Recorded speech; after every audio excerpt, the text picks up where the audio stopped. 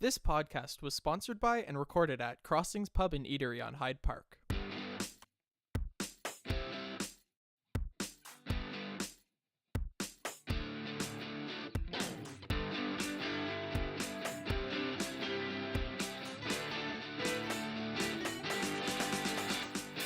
Good morning, good afternoon, good evening, whenever and wherever you may be listening to us. Welcome back to another edition of the Vicarscrossing podcast. It's good to have you with us once again, coming to you again from Crossings Pub and Eatery on Hyde Park Road in London. My name is Rob Henderson, and I'm the rector and priest at Holy Trinity St. Stephen's Memorial Anglican Church in London. That you are, sir. My name is Kevin George, and I'm the priest and rector at St. Aidan's Church, northwest corner of London, Ontario. We're glad that you've tuned into the podcast to hear us. All right. It's been a few weeks since we've been able to get together, so we're glad to be at it. And Ian's here with us today. We've got special guests that we're going to be introducing in a minute as well. We're really excited about. And we have a special category of our podcast that we have been working on for the last little while. I'm excited for this. Because we kind of put this out there last time. We decided to get Ian into a bit more of out of the technical mode and into the participatory mode. AIA, which is Ask Ian Anything. That's right. And the Twitter feed and the emails have just been unbelievable. And we've had to sort through it all. Yeah, I don't know how to handle it. What we did was we were able to get a guy all the way from Wheatley to come in because he had a very Englishman. Englishman years from ago, yep, that's right. To come in Sherlock.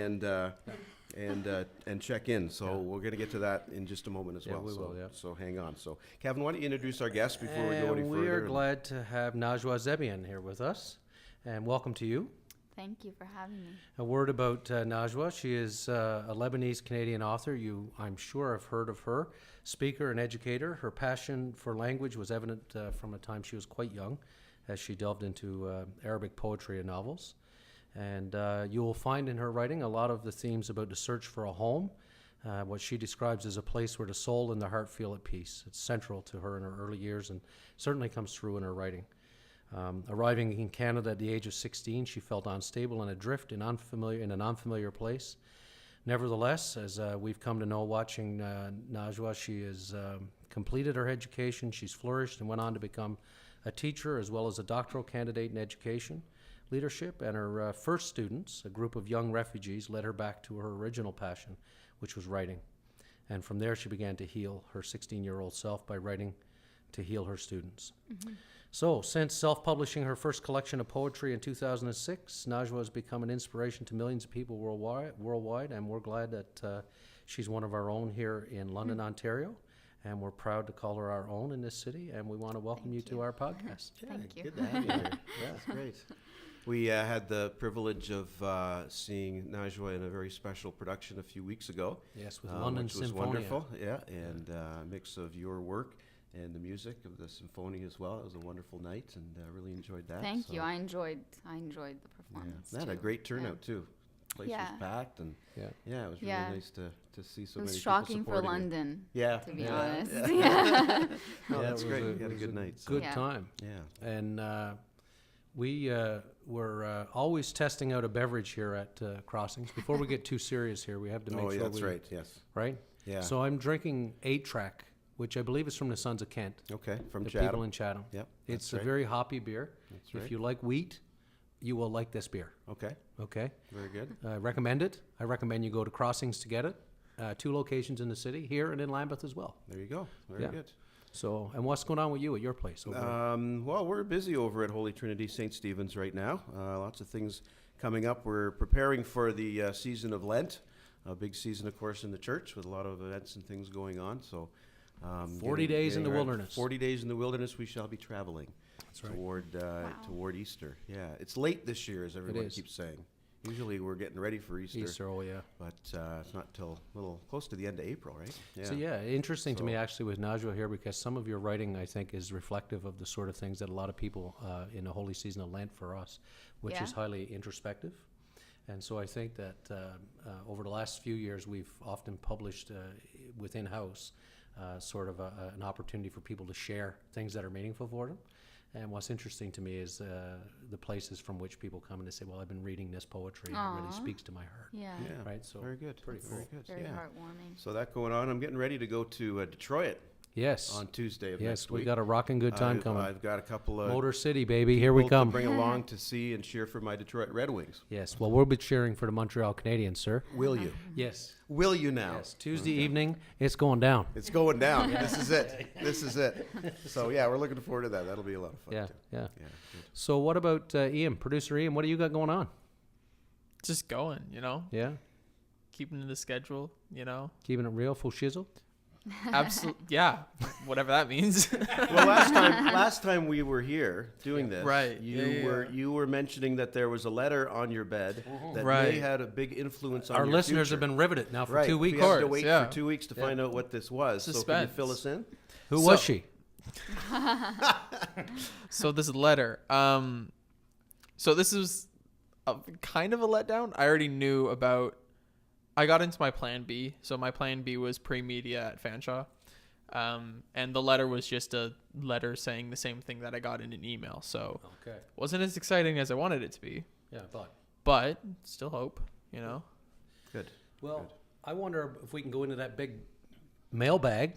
AIA, ladies and gentlemen, time for AIA on the Vicars podcast. Ask Ian anything. Yep. And we want to welcome in our good buddy Sherlock from Wheatley, Ontario, home Wheatley. of the Fish Festival every year. who Originally has- from Grimsby. Grimsby, correct? Yes. Originally yes. from Grimsby. That's right. Part Moved- of moved that up. film, Brothers Grimsby, I believe. That's right. So let's see what his question for Ask Ian Anything is. So, Ian, having been a big fan of the podcast, I've heard you speak of many things. Of the busy life you lead, what motivates you most? Good question. Ooh, that's All the a way from very Wheatley. That's like, wow. Those waters run deep in Yeah, Wheatley. this is like Oprah here. This is some deep questions. Okay. Wow, what motivates me most? What motivates you, Ian? For in general to get out of bed? Yeah. What gets you out of bed in the Take morning? the question however it hits you, buddy. Well, to get out of bed in the morning is I don't know. Just to, The alarm clock. to get out of bed for the sake of me, just because I want to do something rather than just lay in bed all the day. Motivate me to get good grades. I don't know. Family, myself also. I don't know. Motivate me to eat food. I don't know. Get hungry. So I think it's a lot of just me wanting to do it, or Yeah. whatever it is. Yeah. Yeah. You're a man on the move. On the He's moon. a young Renaissance. Oh, You're on the move. move, man. You're on the move. Move. Not on the moo. No, On the the moon. move. On the moon. yeah. There's a V in there. Yeah. And every second Thursday, motivated to come and hang out with us. So we might have some issues to chat about afterwards. For that, we're gonna have to bring on Dr. Phil. That's right. Yeah. That's another show. That's Good, another good. show. Well, thanks, Sherlock, and drive safe back to Wheatley. Yes, and enjoy your time. Wow. So, Kevin, why don't you bring Najwa into the conversation here a little bit? We gotta get a little more serious. Yes, we because do, and we she's- know that Najwa, your writing is really impressive. It Thank really you. touches a deep place in people, and as I said earlier, with reference to people who are spiritual and entering into that realm, they find that obviously your shared experience, as you've written about your own healing, has touched people in a very deep way. One of the poems from Platter that struck me when I read it first was Broken Wings. As Rob said earlier, we were fortunate to be at the performance you did with London Symphonia, and we noticed that wings were a big part of the performance, bigger and bigger as it went on. As the night went Yes. on. And that wasn't, those weren't the only wings flapping around either, because Oh, right. There Yeah, was a yeah. bat. I didn't know we were going to get into that. there was a bat flying around in there, and most Yes. impressive was how Najwa stood there and didn't move. No, And you this didn't bat flinch, just and I- yeah. fluttered all around, and I whoa. It Oh, fit the it's- mood. It fit the mood. Yeah, That's it was right. the That's right. part of the performance that was supposed to portray darkness Yes. You're right. and Well, pain. Yeah. So a bat being there was we couldn't have planned it. yeah. No, you couldn't yeah. have. And as it flew over our heads, my wife cried out in prayer because she said, "Oh Jesus!" It was coming pretty close. It was I think. coming pretty close. Anyway, that If I being could said, overcome so many of the things I overcame, I'm pretty sure I can stand when there's a bat. Yeah, well, yeah, I'm not worried about you that. did it, and impressively, the people who were playing, Yes, the Did- musicians Were were. calm, too. Oh, they Yeah, were that's great. true. Yeah. just incredible. So it's clear from the show and the imagery that the whole image around wings and that metaphor for you is obviously something important. I'm just wondering if you can read for our listeners Broken Wings. Yeah. And of maybe share a course. little bit about the importance of that image or that metaphor in your own journey and why you sort of delve into that. Mm-hmm. So, Broken Wings is from Platter, which is my first book. And as you mentioned, wings come across and they're mentioned multiple times in all 3 of my books. And that wasn't intentional. I only became aware of it when I wrote my 3rd book and saw that Interesting. I have wings everywhere. So, this is Broken Wings. Don't break a bird's wings and then tell it to fly. Don't break a heart and then tell it to love. Don't break a soul and then tell it to be happy. Don't see the worst in a person and expect them to see the best in you. Don't judge people and expect them to stand by your side. Don't play with fire and expect to stay perfectly safe. Life is about giving and taking. You cannot expect to give bad and receive good. You cannot expect to give good and receive bad. Does it happen? Yes. But don't make that an excuse for you to keep doing what you know is wrong. Don't blame life for what you do. That is so selfish and ignorant on your behalf. So that's Broken Wings. You want me to talk about it for a bit? Yeah, where'd that come from, and what was the story behind it? Because I was going through a lot of experiences at the time where I felt like I was being let down and pushed to the ground, and then being asked, why aren't you doing well? It felt like manipulation. It felt like, I was purposely being weakened so that other people could get that feeling of power out of saying, like, why aren't you shining? Why aren't you doing better than what you're doing right now? So that's where that line, don't break a bird's wings and then tell it to fly, came from. Because it's like, you don't burn someone and then say, why are you burnt? Yeah. You know? Right, yeah. And that's what tends to happen. And usually what happens with my writing is I'll start with an image that comes to me, and then I will try to reason it in my head. So that's why by the end of it, you see me saying, life isn't fair. You can't expect that just because you give good, you're going to receive the opposite, and the other way around. And don't remove your own power from yourself and say, I'm going to behave in a certain way because this is how life is treating me. Take ownership over your own actions. So even if somebody breaks your wings, that's not going to give you an excuse to go break someone else's wings. And that's not going to give you an excuse to just say, I have no power. Right. Basically, I'm ending it by saying, even though your wings might feel broken, don't use that as an excuse to just be powerless. Yeah. Right. And then in terms of, like, I just wonder if you can reflect a bit then, as you say, interestingly to me, that you say you didn't notice until this recent book that the imagery around wings is found in all 3. Have you had some time to sort of tease out what you think that's about, or why that image keeps coming back to you? And I mean, the powerful use of the image of wings in your performance, as we saw that night at the Talbot Street Church, of starting with a small set of wings that grew larger and larger too. I thought you were going to take off the stage. So the reason I use wings is that it's easy for me to visualize freedom as a bird. That's the first thing that comes to my mind with freedom, is that a bird is breaking out of the cage and leaving and flying. And I see myself that way, and I see the people around me this way too. And so when I say broken wings, I'm reminding myself that, or healed wings, or whatever it is, that is my power, that is my freedom, that is my liberation.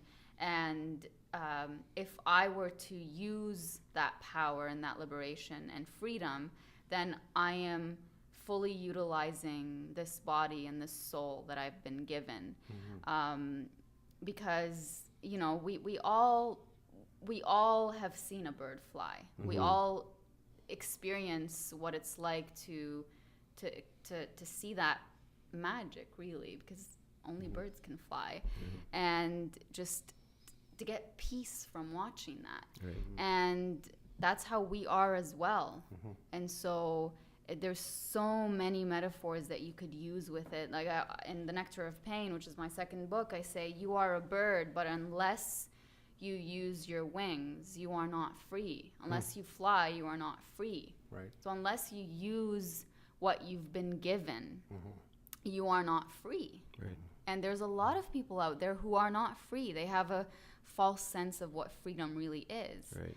Freedom is being able to be yourself and do what you believe in without allowing society's constraints or your oppressors' constraints, however they are and however they come into your life, to dictate how you live your life. So I Yeah, hope that's that it's a answers your great image question. too with the bird, because I don't remember where I heard this before, but it's this idea that that freedom and that ability to fly is innate in the bird, in the sense Yes. that it starts in the nest, and the mama bird does everything Yep. mama needs to do to keep it there, but the bird has to The leave. bird's going to fly. Yeah. So it's going to leave anyway, whether Yeah. it falls out or flies out. You're or gonna triples have out. to So it's an gather innate, that yeah, it's courage. an innate Yeah. need that's just built into our humanity Yes. to say, I need to be who I am, or free, or the words that you're using, right? Exactly, Yeah, yes, yeah, yeah. So I wonder if you can reflect a little bit. I was thinking about this too, in terms of knowing a little bit about your story, about coming to Canada as a 16-year-old from Lebanon.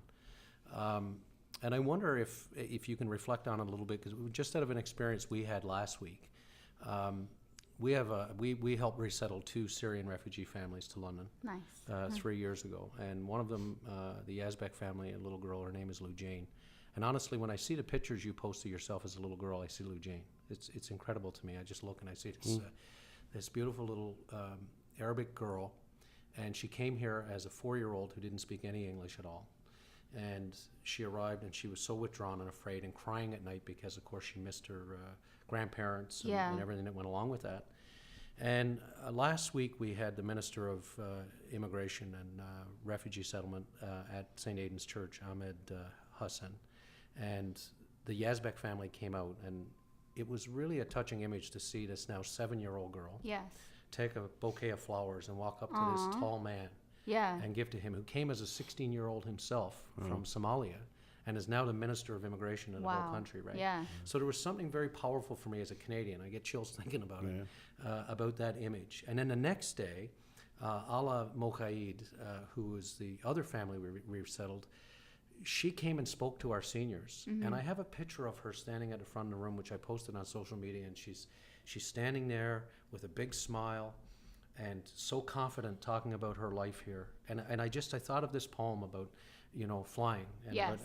because when we picked her up, the day we picked her up in January 3 years ago, she stepped off the elevator in a hotel in Toronto, Mississauga, broken, with her wings were broken. You know what I mean? Yes. She was so withdrawn and scared. She didn't know who was picking her up. They didn't know what Canada was. They didn't know anything about any of it.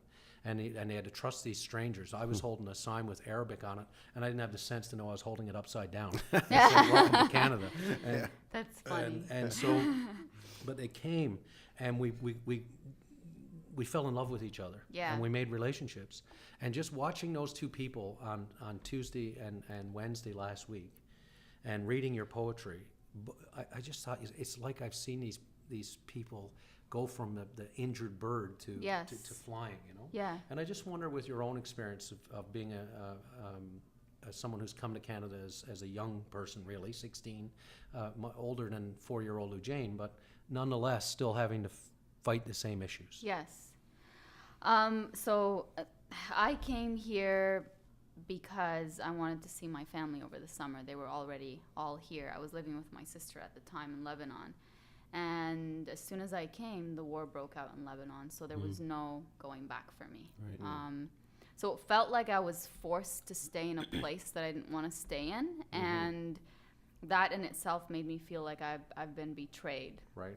And I don't want to be here, but I have to be here, and I have to be grateful that I'm in a country that's safe. So complaining felt like it wasn't something I should do.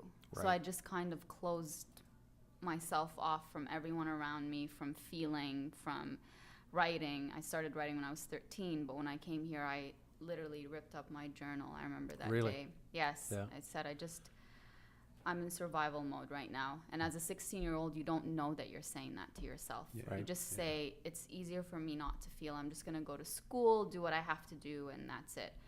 And so that's what I did. And I did really well in school. I was I was a straight A student. I was in 4U courses, because that year I was in grade 12. And I think I ended calculus with a 99. So basically, people were looking at me as, you're fine, you're doing well in Right, school, when yeah. really I wasn't fine. I was broken on the inside. I always say, when I think back at those years, I feel like I was living in black and white. I don't see color. I don't see happiness. I don't see joy. And I also don't see, deep sadness, but I do see sadness and numbness. And I feel sad for that 16-year-old me.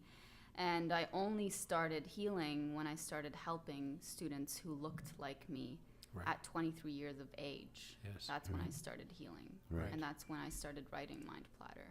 So it's also that sort of like those sort of stories, like I just told, like when you start to see those kids coming here, right? It's Yeah. like, holy, all of a sudden Yes. there's opportunity, right? Yeah. You just know, the activist within you knows, I Yeah. need to do something about Right. this. Yeah. Right. Yes. Najwa, here in the Vicars Crossing, we try to immerse ourselves with conversation about faith and the public square, how those two intersect, which they inevitably do. Yes. I always say, being a person of faith does not stay in your worship space. No. You're living it, whether you know it or not, Yes. outside in the public square. One of the dynamics that we've explored is diversity, particularly how it relates to the multicultural and multi-faith nature of our country, Canada. So in Mind Platter, there's a wonderful poem, and I think you expressed this idea of diversity very well.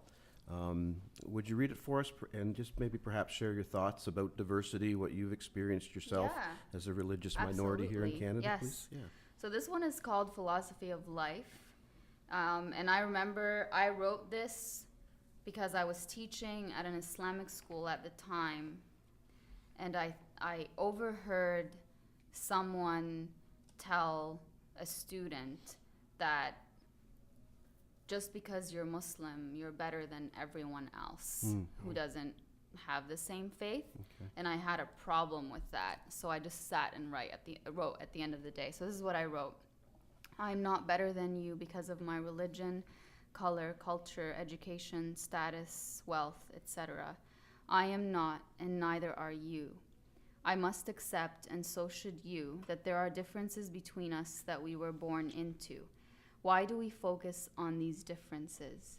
Put your hand in mine, and let us accept that our differences should not come in the way of us uniting for the basic human values that we share: compassion, peacefulness, respect, honesty, innocence, humbleness, and sympathy.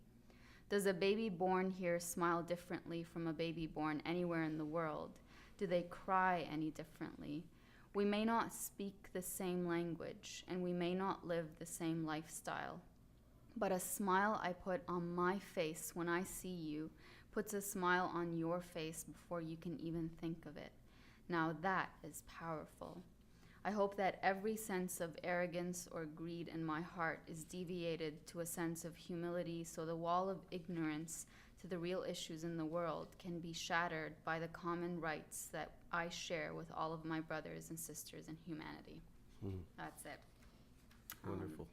Very, that's one of the things that I always go back to remind myself of what my values are. And also, whenever a major issue in the world happens where religion is put in the way of basic human rights, I'll share it to remind people of what we really need to stand for. Because I really think, even writing about the power of smiling, Yes. the power of the shared ways that we express ourselves, regardless of whether we were born in the same country or anywhere you go in the world, a smile looks the same. Sure. And a frown looks the same, and a Sure. cry looks the same. So I was just urging people to focus on the similarities instead of the differences. Right. And that too, that Yeah. the idea of smiling, I think, speaks to what we were speaking about before. When you own your freedom in a sense, Yes. then you understand what that means, and you Yes. can do that, Yeah. as opposed to not being free and Yeah. perhaps living in fear and Yeah. in isolation like Yeah. that. Yeah. And I think a lot of times freedom is learning about your beliefs, because Sure. most of us, for me at least, I was born into a Muslim community, and I didn't interact with people from different religions unless my dad took me to visit them, and I brought that up in my performance. So I could have been easily closed off from that, and just I could have easily thought this is the religion that if you're not this, because the school that I went to taught us that it's black and white. If you're Muslim, you go to heaven. If you're not, you go to hell. Okay. And so freedom is learning that that's not true, right? Right. Yeah. It's not always like freedom to pursue what you want. Freedom is using your mind. Right. You were given it for a reason. Using it and knowing that you have the ability to critically think about things and say, this makes sense, this doesn't make sense, so I'm not going to blindly follow. Because I think that our world is full of people who want to say, I know what the right way is. Right. And if you don't follow this right way, then you're walking down the wrong path and you're going to end up in hell or wherever. You're a bad person. I've been to Hell, Michigan. Yeah. But oftentimes that's the black and white, though, in the sense that there's no freedom in that. right, and there's no freedom in that. But we also know that the black and white is there are those that love diversity and see it Yes. as a gift and freedom, and there are those that say diversity is a bad thing. Right. That we need to be sticking to our Right. our, And so, our own and such. So. as we've talked about it before, I mean, for some, we believe diversity is ordained by God, right? Like that the fact that we're different is not by accident. Yes. And I just wonder, as I heard you saying, like I heard you use the words, we're given a mind, we're given the ability to reason. Right. Do you suppose that comes from God? Like, I mean, that's something that we've been given. And I think in some ways, the real sin is not using it, is sort of closing ourselves off to the diversity and the debate and the difference, the other. Yes. I do believe, I believe in God. I know that some people don't, but your idea of God or your understanding of who God is something that's personal, right? I think you can listen to people who give orders saying this came from God, but at the end of the day, there's a part of God that's within you that speaks to you somehow and reminds you of your responsibilities of thinking, like using your mind for what it was given to you, using your heart for what it was giving to you, which is to be empathetic and to feel with others. And so I just think that nothing happens by accident. I don't think that, I don't think that my mind was given to me by accident. Right, yeah. I believe it's there for a reason. We should use it.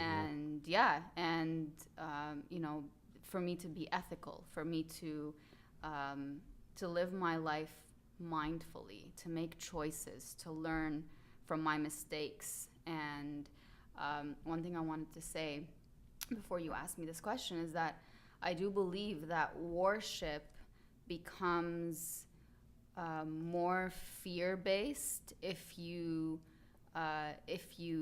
think that there's that black and white. Yes. It becomes Right. more like I need to follow the rules so that I could avoid Yes. punishment instead of I want to do what's right because it's what's right. Right. Yeah, And then the teachings or the doctrines become a cudgel to beat you with, Yeah, Right. yeah.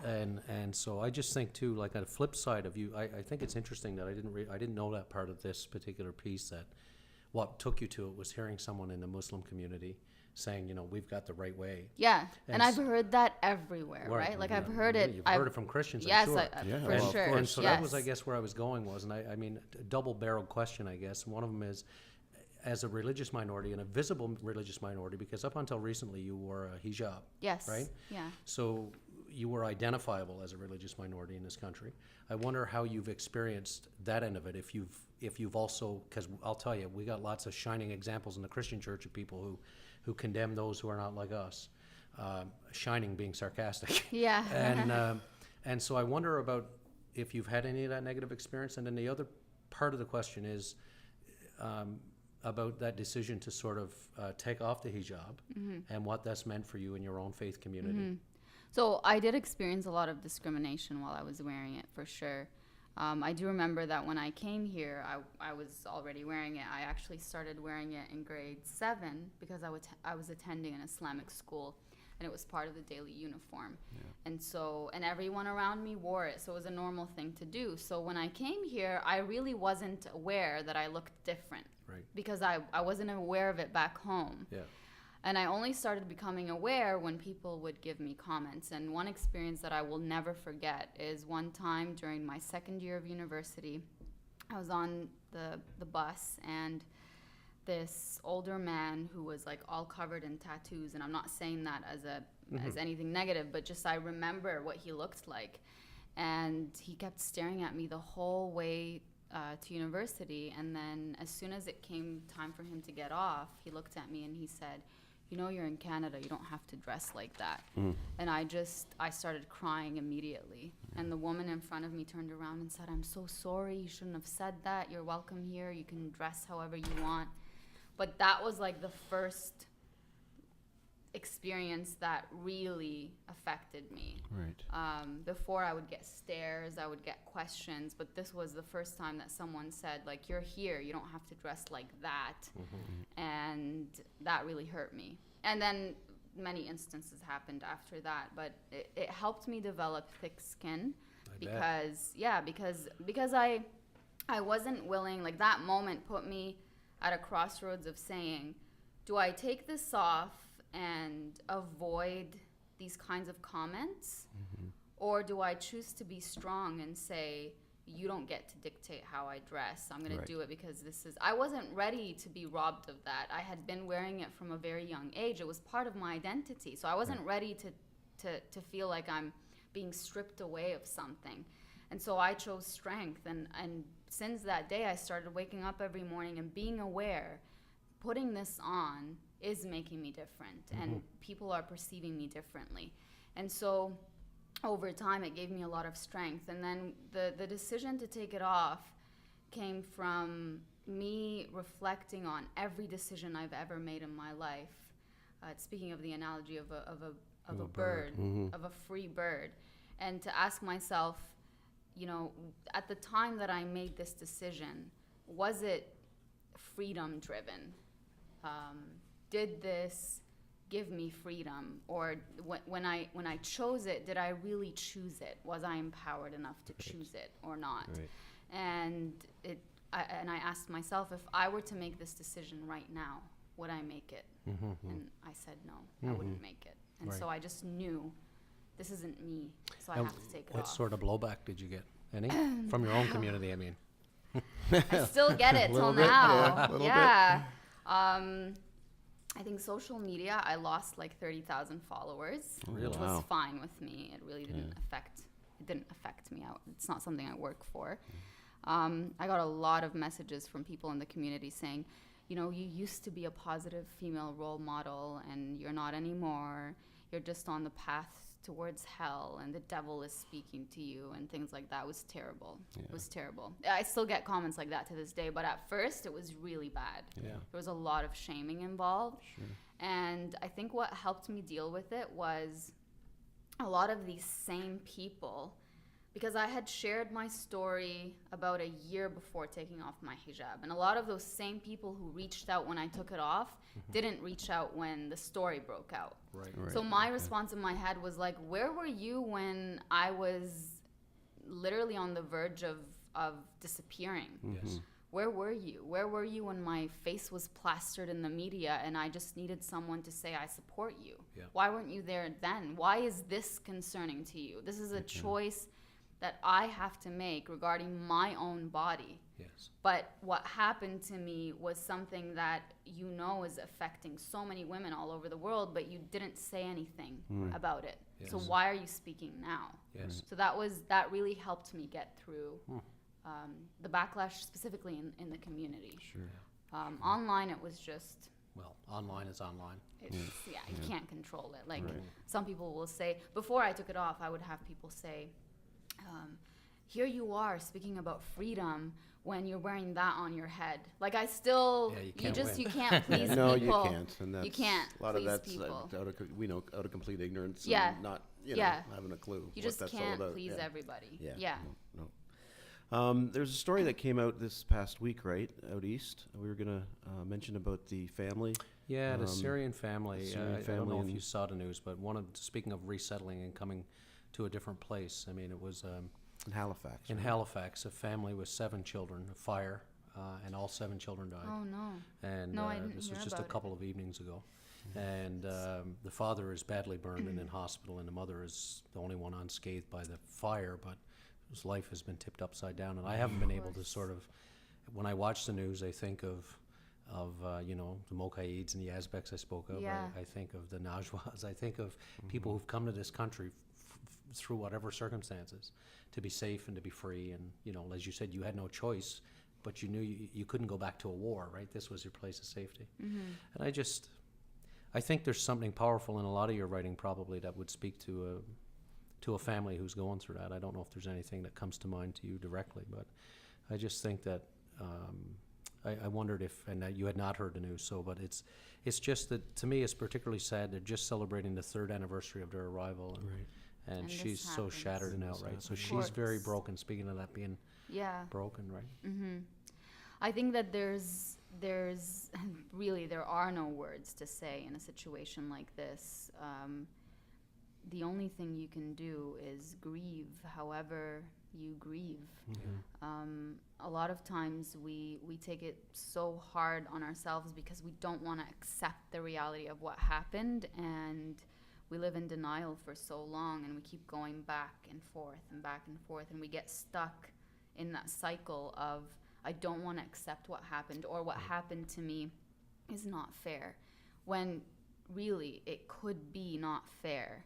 And it's okay for you to be in that place, but as long as you're not there forever, as long as you're working towards, if you're grieving your children, you grieve them by missing the moments you had with them. You grieve them by sharing their stories, by sharing how they brought you happiness and what would bring them happiness. That's how you grieve. And I think what our society does is say, how are we going to get this woman out of what she's in? When really what we should be doing is just sitting with her in that Or to be space in that place. and honoring where she is. And the sacredness of it. Yes. And yes. isn't that the power, again, going back to freedom, is owning of freedom is also owning that part of ourselves that are in that dark space and saying that Yes. there are others there too. Yes. So we You're can not do alone. that together. Yeah. Yes. We can grieve that together. Yes. That's part of that ownership. Exactly.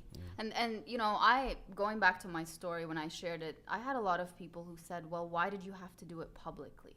Right. Why was it that bad? And the thing is, they weren't thinking of me healing from what I went through. They were thinking of the impact it had on them, whether they were members of the community and it made them look bad, but the point is, they weren't looking at how broken I was, Right. and what it took to remove the power of that person from over me. And the power of it was to tell the truth and say, this happened. That's it. Because once you do it, you're done.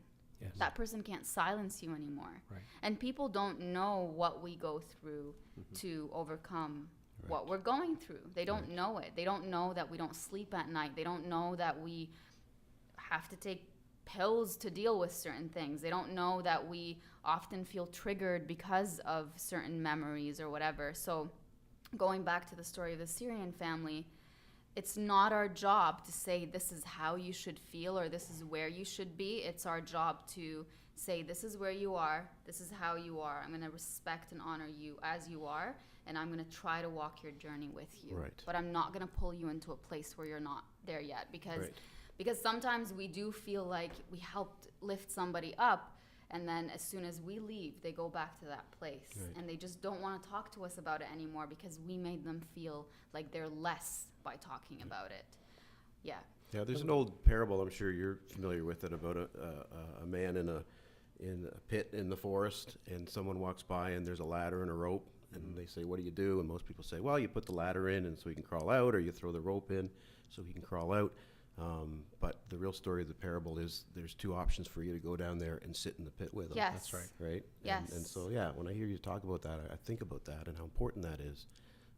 And about that family and others right. that have those experiences. And I think yeah. of Saint Teresa of Lisieux, the little flower, whose prayer was that there might be peace within you, and that you trust God, that you are where you are meant to be, even if it hurts, Yes. and that you use the gifts you have been given and pass on the love given to you, and be content that you're a beloved child of God. And then the prayer is that God's presence settle into your bones and allow your soul the freedom to sing, to dance, to praise, and to love. Yeah.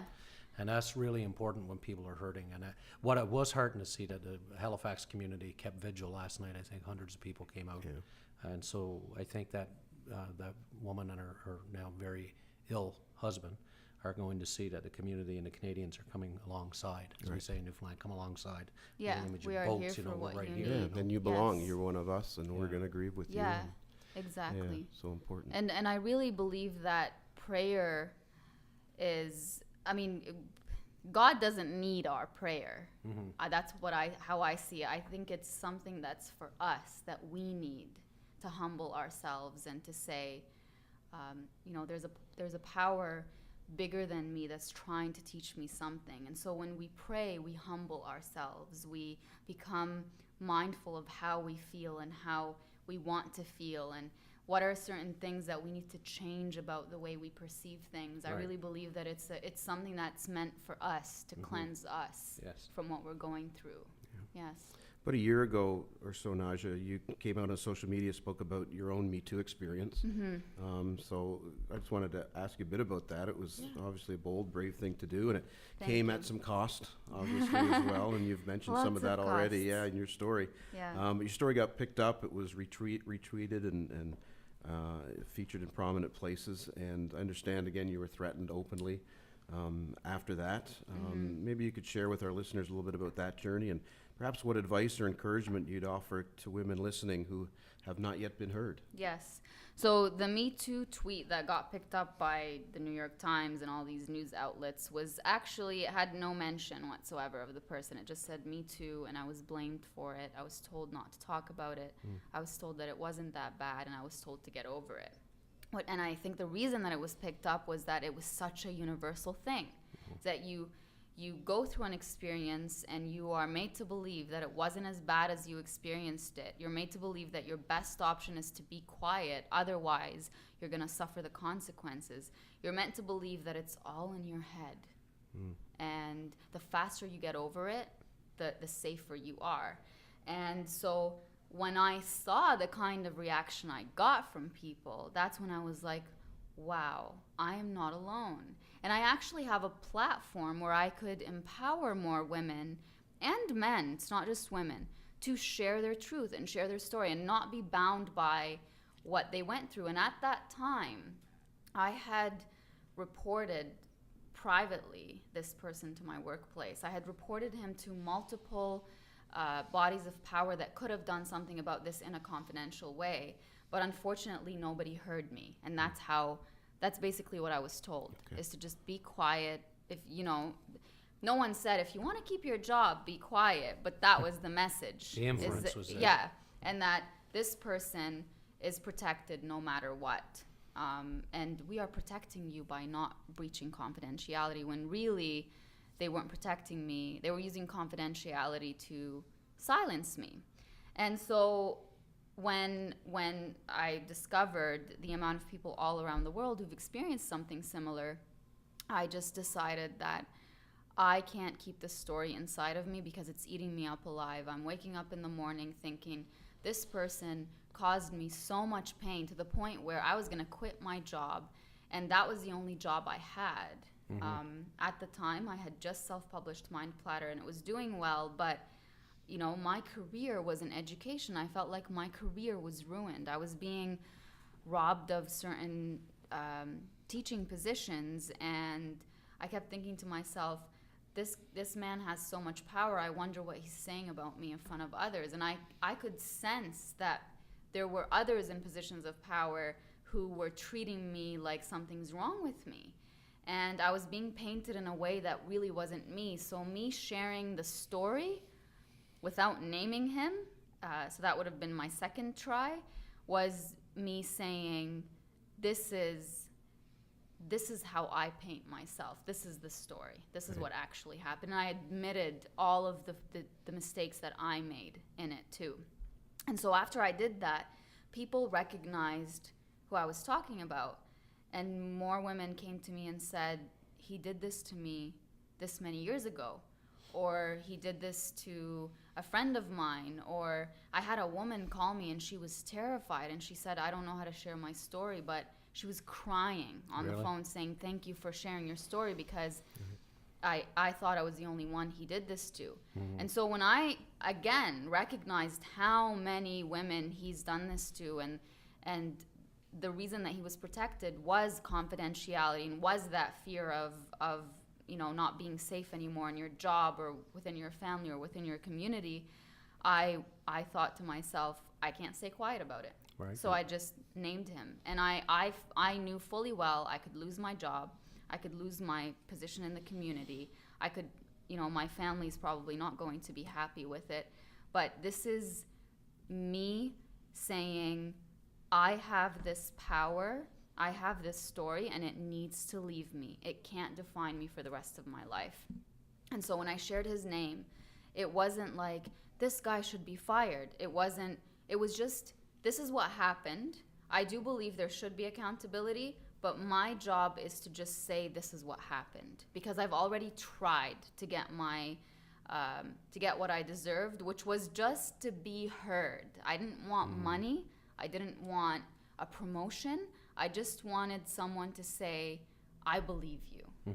And when the story was out there, and then all the other stories started coming out, that's it. My job was done.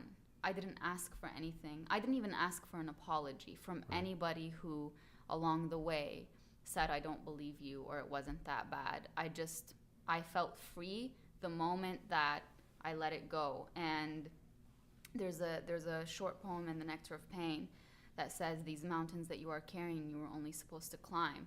The weight of the story genuinely felt like mountains on my heart. It went with me everywhere I went. It was a constant reminder. It's like I was seeing life through, I had tunnel vision on the story. This story defines me. What this man is saying about me defines me. And the moment that I shared the story, I felt so light, even though I was getting legally threatened by like the Ontario Principals Council and him and his lawyer and the community.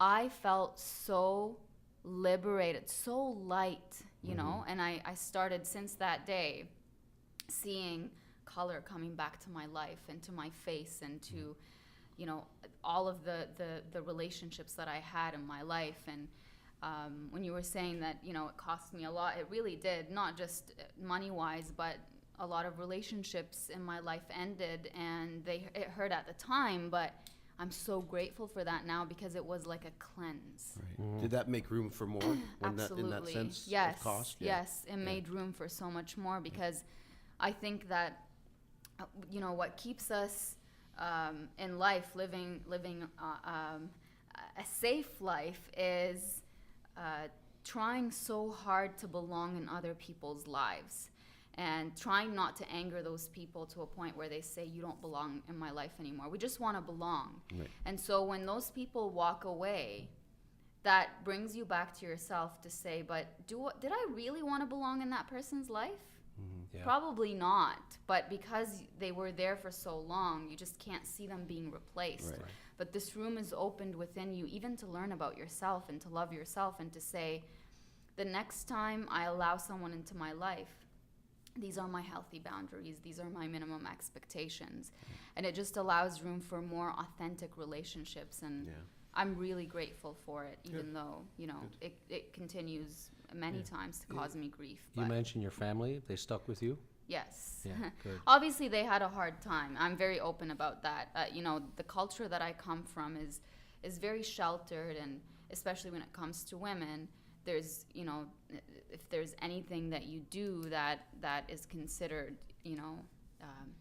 dishonoring or whatever the word is, that's a big deal for the family and for the community. and the community was split. There was, I would say, the majority were against me.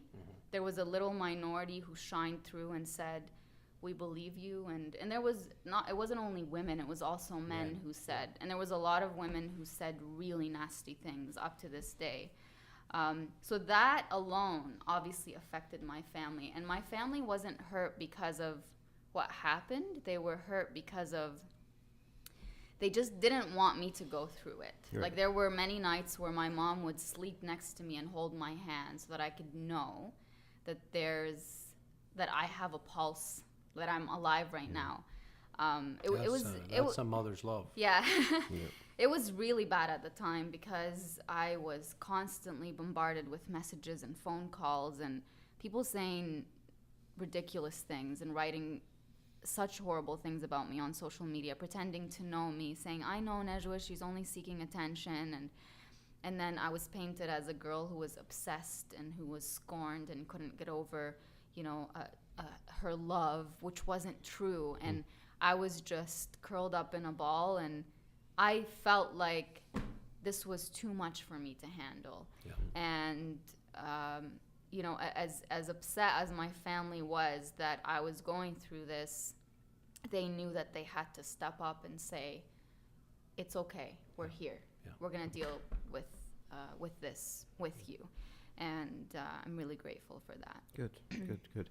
In our remaining few minutes, want to mention the new book? Yes. So what's the title, and tell Sparks us a bit of about Phoenix. So Sparks of Phoenix is the name of actually a chapter in the book, and that's the beginning of the rebirth. So I've used the analogy of a phoenix pertaining to us as humans and the experiences that we go through and how we feel burnt out, and then we rise out of the ashes of what was meant to bury us. And the reason I use the phoenix is not only that, but also that a phoenix goes through a process of changing.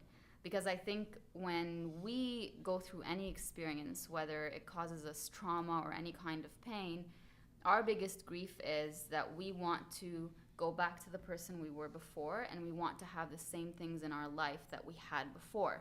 When really, you've been changed. You've been broken in a way that there's no way to put yourself back together into the same person. So the beauty of the transformation into a new person is that you get to put your pieces back together however you want to. And that's why in the performance you saw that I started with the little white wings that symbolized innocence and purity, and then we go to the little black wings, which symbolize pain and suffering and being taken advantage of. And then I walked in with big golden wings, and that was me recreating myself out of the ashes of what was meant to completely destroy me.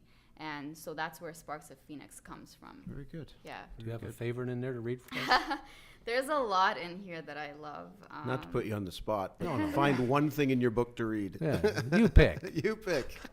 So there's, the chapters are, I'll read them to you guys. The burning, turning to ashes, Sparks of Phoenix, the rising, the soaring, and then at the end comes a new chapter that shows that after healing, there are new things that will happen in your life.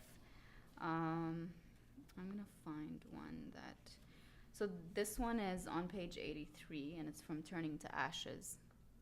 It's right at the end of the chapter. I say, I am broken beyond repair. There is no going back to the person I was before. There is rebirth, rebuilding, reinventing, and soul-stitching with gold that needs to happen. There's that one. Good. And I'll find another one to read. What I like about that too is that it's even, we talked about this before in the show as well, is even out of that newness, and you're a new creation, but you're going to break again. Yes. Yes. So it's not a one-time rising, is it? It's continuous. You and continue it's to over fall and over and and over. rise. And Yeah. Exactly. That's what You it's all continue about. to fall and rise, and that's why I had a new chapter at the end, because usually you think that life is like a Hollywood movie. You have the happily ever after, but it's not like that. Well, I thought I was Indiana It's not a Jones for a happy number ending. of years. Yeah. You're So- not. I'm not. Oh, I just Do we have time for one more? Sure, one more. Yeah. So this one is from The Rising, page 141. No one has the right to judge the pain inside of your heart. They are not the ones who sit by your bedside when you cry yourself to sleep at night. They are not the ones who carry the mountains on your shoulders as you get through the day. They are not the ones wondering. They are not the ones who are wondering where your happiness went. They are not the ones aching to smile again. No one should ever judge a pain they've never felt. Those who love you don't judge you. They listen to you. They understand you, and they love the pain out of you. They don't try to beat the pain out of you by denying you the right to feel it. So don't feel ashamed that you're in pain just because someone makes you feel that you have no right to feel it. This got me through a wonderful. lot of Yeah. difficult times. Right. Yeah. And with the new book comes a tour. Yeah, we're gonna Yeah. break. Are we Give us a breaking? quick Are we plug. breaking news? Are we breaking news today? Are we breaking news? Yes, Pretty I close. just announced my tour, and it's going to be. I do the launch in LA, and then San Francisco, Portland, Boston, New York, and Toronto. Very good. So yeah, a lot Nice of of you to great squeeze places. Canada in there now. Yeah, that's right. That's right. Hopefully, we can do more dates here, but yeah, And people can find your book. Books. they can find really. them everywhere. They This one's are- out now, yeah. Sparks of Phoenix is available for pre-order. So Pre-order. the launch date is March 5th. It's already a bestseller at Indigo and Wonderful. on Amazon, so you can find it anywhere. And same thing with Mind Well, Platter. and Nectar of congratulations on Pain. that. Yeah, Thank you. congratulations, Thank and what you. a treat to have you here. Thank you so much for Thank taking you the for time. having me. Yeah, it's been enjoyable. Yeah. Good. All Same. right, so we're gonna wrap things up. Any final thoughts, Kev, before we? No, I don't think so. Head Just out? a word Okay. of thanks to the guy who rolled in earlier from Wheatley. From Wheatley, yeah. Really appreciate that Yeah. guy from originally from Grimsby. Sherlock. It was great that he popped in with Ask Ian Anything. And Right. don't forget that Yeah, send at your Vicars emails. Crossing, Yeah. email to vicarscrossing@gmail.com. You can ask Ian anything. Right, and remember, you can always find us on YouTube, SoundCloud, and iTunes. If and obviously, if you're listening now, you found us on one of those. But if someone's asking, pass that along. And you can send your comments to vicarscrossing@gmail.com. You can tweet us at vicarscrossing or Facebook, The Vicars Crossing. So we'll look for you there. So on behalf of producer Ian, and we'll find out more about your future next episode. Stay tuned, Yeah. folks. Yeah. He continues to strive for excellence. All right, and Kevin and Najwa and Sherlock from Wheatley, we thank you for being here today. And we have a we'll look gallery here forward today, too. And the gallery? Yes. Would you like to introduce the gallery? Introduce Catherine Ann, who's a wife of, hey, welcome, Catherine Ann. And we have a gallery listening. We so are a growing welcome to podcast. everybody. Yeah, that's right. And until we get together again next week, thanks for being here, everybody. And remember to always look both ways. Before you cross the street. Thank you for listening. Our hosts are Kevin George and Rob Henderson. Our producer and composer is myself, Ian, with original artwork done by Catherine Olenek. If you have any questions or want to know where to find us, tweet us at Vicars Crossing or find us on Facebook at The Vicars Crossing. If you have any other questions about anything heard on this podcast, leave us a comment or look in the description to find out more. Thanks.